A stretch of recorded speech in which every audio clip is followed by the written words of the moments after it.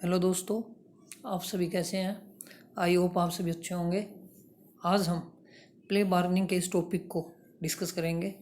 So without wasting our time let's start. First of all, plea bargaining आज news में क्यों है?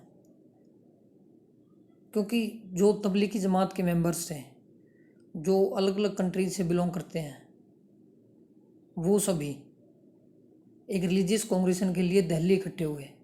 और जब कोविड-19 के आउटब्रेक के करके इंडियन गवर्नमेंट ने एक कंप्लीट लॉकडाउन इम्पोज किया, तो ये सभी एक ही जगह इकट्ठे थे and they were all accused of violating the visa conditions by attending a religious congregation. और फिर इन सभी फॉरेन नेशनल्स को धीरे धीरे कोर्ट ने फाइन इम्पोज करके और रिलीज़ करना शुरू कर दिया। जनरली अपने इंडिया में किसी भी ट्रायल को पूरा होने में सालों लग जाते हैं, और ये इतना जल्दी कैसे रिलीज़ होने स्टार्ट हो गए? क्योंकि इन्होंने गिल्टी प्लीड कर ली और जो ये प्ले बार्गेनिंग है इसको इनिशिएट कर लिया। तो अब देखते हैं ये प्ले बार्गेनिंग है क्या। इसके लिए आज 19 जुलाई 2020 को द हिंदू न्यूज़पेपर में एक आर्टिकल भी आया हुआ है, व्हाट इज़ प्ले बार्गेनिंग। ये प्ले बार्गेनिंग, जो कोई भी पर्सन एक क्रिमिनल ऑफेंस के लिए चार्ज है, वो नेगोशिएट करता है with prosecution for a lesser punishment then what is provided by the law. वो खुद गिल्टी प्लीड करके और जो प्रोसिक्यूटर है उसके साथ नेगोशिएट करता है ताकि कम से कम सज़ा उसे मिले, but it is only for lesser serious crimes, for less serious offences. Sorry, इसमें क्या होता है? In it primarily involves pre trial negotiation between the accused and prosecutor. जो अक्यूज होगा और जो प्रोसिक्यूटर होगा उसके बीच में एक प्री ट्रायल नेगोशिएशन स्टार्ट हो जाएंगे। और ये जो नेगोशिएशन है ये चार्ज को लेके भी हो सकते हैं और क्वांटम ऑफ सेंटेंस को लेके भी हो सकते हैं। ये कंसेप्ट इंडिया में कैसे आया? आज के टाइम लगभग सभी देशों में प्ले बार्गेनिंग का कंसेप्ट लागू हो चुका है, जैसे कि US, England, Australia, China and others.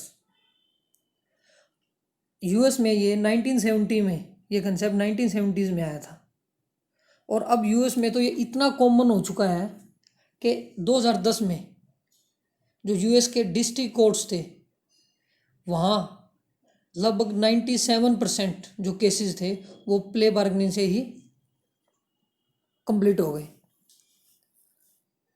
और भारत में 2006 तक प्ले बार्गेनिंग का कंसेप्ट नहीं था। 2006 तक भारत में जो अपना कोड ऑफ क्रिमिनल प्रोसीजर है उसके अंदर एक प्रोविज़न था जिसके अंडर जो अक्यूज़ है वो गिल्टी प्लीड कर लेता था और जो उसका राइट होता था फुल ट्रायल का उसको क्विट कर देता था। एंड ये ऐसे नहीं था जैसे कि प्ले बार्गेनिंग होती है, ये एक अलग था, उससे प्ले बार्गेनिंग से थोड़ा अलग था। फिर उसके बाद जो हमारी 142nd report of law commission of India I थी उसने फोकस डाला concessional treatment for those who played guilty of their own. Means जो अपने आप अपनी गिल्टी को प्लीड कर लेते हैं, एक्सेप्ट कर लेते हैं, उनके लिए कंसेशनल ट्रीटमेंट होना चाहिए। So this plea bargaining was introduced in 2006 as a part of a set of amendment to CRPC as chapter 21A। उसके बाद 2006 में जो हमारा CRPC है उसमें कुछ अमेंडमेंट हुए और प्ले बार्गेनिंग 2006 में इंट्रोड्यूस कर दिया गया। किस किस सर्कमस्टांसिस में ये जो प्ले बार्गेनिंग है ये हम इनिशिएट कर सकते हैं? अलग अलग कंट्रीज में प्ले बार्गेनिंग के लिए अलग अलग लॉ एस्टेब्लिश है। जैसे कि चाइना में, in China it allowed plea bargaining where punishment is less than 3 years, means जिस ऑफेंस में 3 साल से कम की सज़ा सेट की हुई है उसी में प्ले बार्गेनिंग आप इनिशिएट कर सकते हैं। और इंडिया में ये जो सेंटेंस का पीरियड है वो 7 साल है। मतलब मीन्स आप 7 साल से कम सेंटेंस वाले क्राइम में ही प्ले बार्गेनिंग इनिशिएट कर सकते हो। In US and most of the other countries जो प्रोसिक्यूटर है वो एक की रोल प्ले करता है बार्गेनिंग में विद द सस्पेक्ट ऑफेंडर, जो सस्पेक्ट ऑफेंडर होगा उसके साथ। लेकिन भारत में it can be initiated only by the accused and it allowed only for limited cases. जैसे कि जिस केस में या जिस ऑफेंस में डेथ सेंटेंस ना हो उसके लिए आप प्ले बार्गेनिंग इनिशिएट कर सकते हो। जिस क्राइम में लाइफ सेंटेंस ना हो उसके लिए भी आप प्ले बार्गेनिंग इनिशिएट कर सकते हो।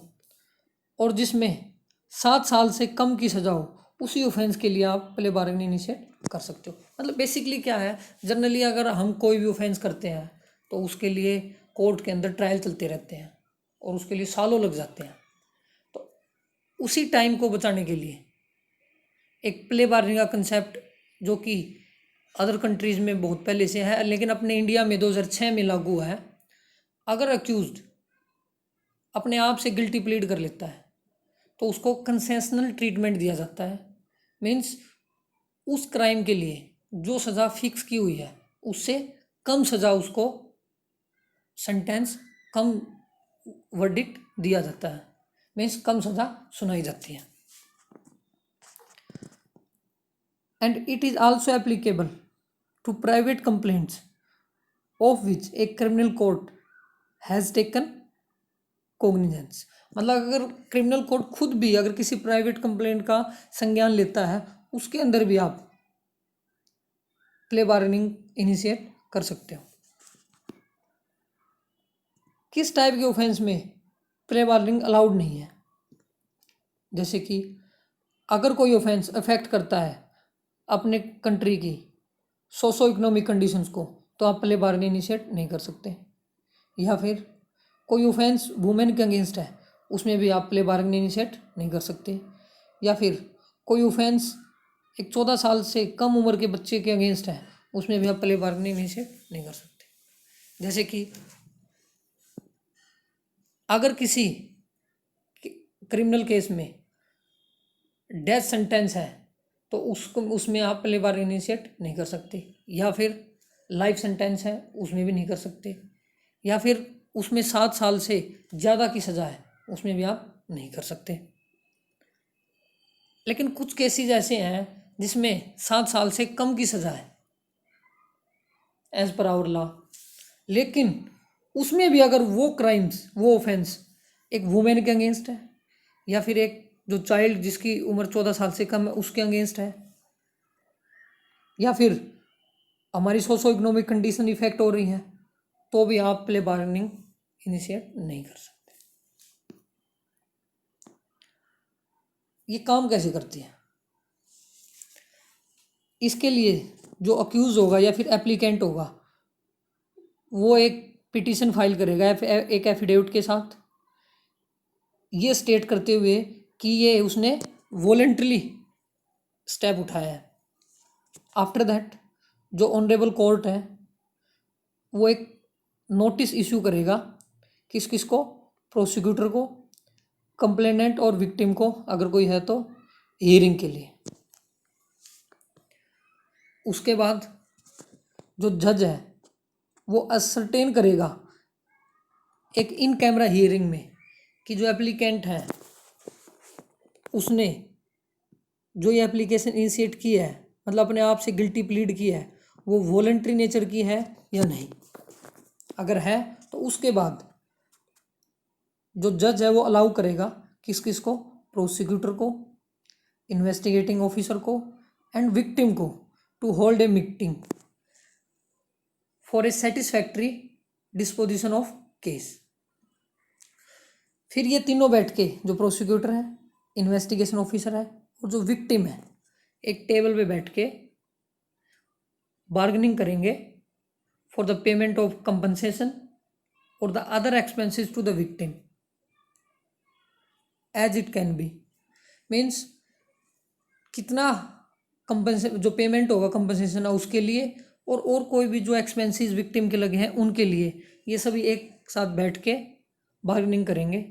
अगर ये म्यूचुअली एक कंसेंट, इनकी म्यूचुअली एक कंसेंट बन जाती है, means once mutually satisfaction is reached,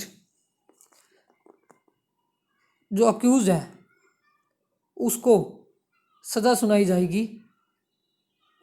कितनी? जो उस ऑफेंस के लिए मिनिमम सज़ा है उसका आधा। Means as per our law, अगर मान लो उस ऑफेंस के लिए 6 साल की सज़ा फिक्स की हुई है अपने लॉ में, तो उसको 3 साल की जो सज़ा है वो वर्डिक्ट, 3 साल की सज़ा का वर्डिक्ट सुनाया जाएगा। और अगर किसी ऑफेंस में जो मिनिमम टर्म है वो प्रिस्क्राइब्ड ही नहीं है, मतलब कम से कम सज़ा का प्रावधान ही नहीं है, तो इन दैट केस उस ऑफेंस में जो मैक्सिमम सेंटेंस है उसका 1/4 की उसको सज़ा सुनाई जाती है। मतलब अगर किसी में मिनिमम है, किसी ऑफेंस में अपने लॉ में मिनिमम सेंटेंस फिक्स की हुई है, उसका तो आधा। लेकिन अगर किसी ऑफेंस के लिए मिनिमम टर्म फिक्स नहीं है, प्रिस्क्राइब नहीं है इन आवर लॉ, तो जो मैक्सिमम सेंटेंस होगी ना उसका 1/4 की उसको सज़ा सुनाई जाती है। इसके पीछे तर्क क्या है? जो ये प्ले बार्गेनिंग है, इसके पीछे तर्क क्या है? जो हमारे जस्टिस मैलीमैथ कमेटी आई थी क्रिमिनल जस्टिस सिस्टम के रिफॉर्म्स को लेके, उसने इसको प्रेफर करने के लिए अपनी रिपोर्ट में लिखा था। इसके बेनिफिट क्या होंगे? जैसे कि स्पीडी ट्रायल, जो ट्रायल है वो स्पीडी हो जाएगा। मीन्स जब अक्यूज खुद अपनी गिल्टी प्लीड कर रहा है, अपने इंडिया में जनरली केसेस जो है ना सालों साल चलते रहते हैं। जैसे कि अयोध्या का जो वर्डिक्ट है वो कितने सालों बाद आया है। इन केस कोई वर्डिक्ट अगर डिस्ट्रिक्ट कोर्ट में है और वो फाइनली जो अपने ऑनरेबल जज है उसको वर्डिक्ट को सुना देते हैं, उसके बाद हम हाई कोर्ट में अप्लाई कर सकते हैं। हाई कोर्ट के वर्डिक्ट के बाद हम सुप्रीम कोर्ट में अप्लाई कर सकते हैं। सुप्रीम कोर्ट में भी अगर एक सिंगल जज की बेंच है और हम उस वर्डिक्ट से सेटिस्फाई नहीं है, तो हम कम से कम 2 या 2 से ऊपर के बेंच, जज की बेंच के लिए भी अप्लाई कर सकते हैं। मीन्स जो ट्रायल है वो बहुत ही लंबा होता है। तो अगर प्ले बार्गेनिंग कोई अक्यूज इनिशिएट करता है तो जो ट्रायल है वो जल्दी ही हो जाएगा, स्पीडी हो जाएगा।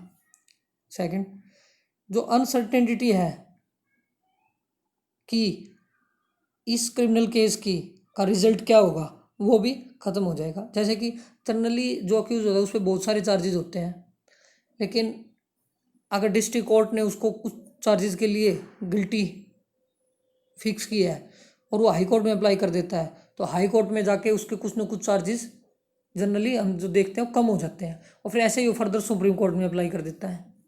तो जो अनसर्टेनिटी है, अब भाई आउटकम क्या होगी क्रिमिनल केस की, वो भी ख़त्म हो जाएगी।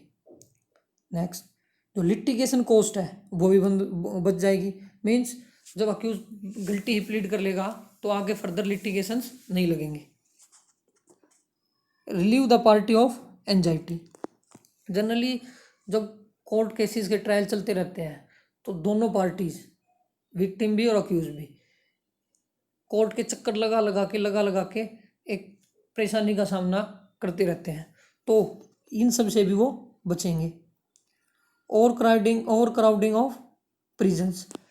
मीन्स जो ट्रायल्स हैं इतने लंबे चलते रहते हैं, उस ट्रायल के दौरान जो अक्यूज है, मीन्स जो सस्पेक्टेड अक्यूज है, वो जेल में ही रहता है, मीन्स कभी कभी पेरोल पे आता है, कभी जेल में रहता है।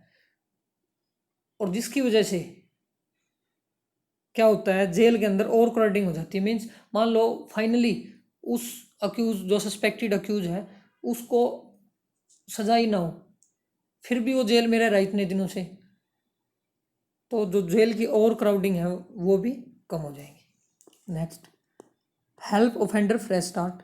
जो ऑफेंडर है उसको भी एक नई स्टार्ट करने का मौका मिल जाता है। जैसे जो अभी तबलीगी जमात के मेंबर्स थे, उनमें काफ़ी सारे मेंबर्स ऐसे थे जो कि अननोविंगली वहाँ पे रुके हुए थे, उनको नहीं पता था वो कौन सा, उनके उनके हाथ से कौन सा क्राइम हो रहा है उनकी तरफ से।